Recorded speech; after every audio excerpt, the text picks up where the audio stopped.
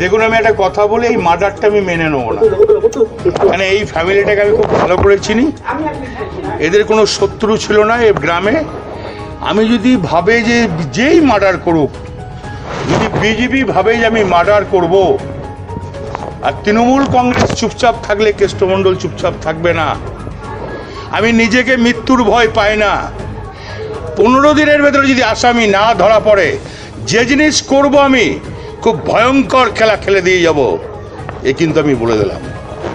ছান্নেওয়ালা ছেলে আমি নয়। পুলিশকে আমি যা বলার বলেছি, এসপিকে যা বলার বলেছি। 15 দিনের ভেতরে আসামি, ন্যায্য আসামিকে অ্যারেস্ট করতে হবে। কোনো কাহিনী শুনবো না। আমি চাই না অশান্তি হোক, আর অশান্তি যদি কেউ চায়, আমি ইজ দ্য চ্যালেঞ্জ। রাজনৈতিক কারণে মনে হচ্ছে। আমি তো বললাম যারাই করেছে পুলিশকে ধরে প্রমাণ করতে হবে কারা মার্ডার করেছে। হ্যাঁ, বিজেপি হতে পারে, কারণ যেহেতু ভালো লোক, এর কোনো তো শত্রু নাই। এর ভাই দলের হয়ে থাকে তো একে গুলি করে মেরে দেওয়া উচিত। আর কিছু জানতে চাও?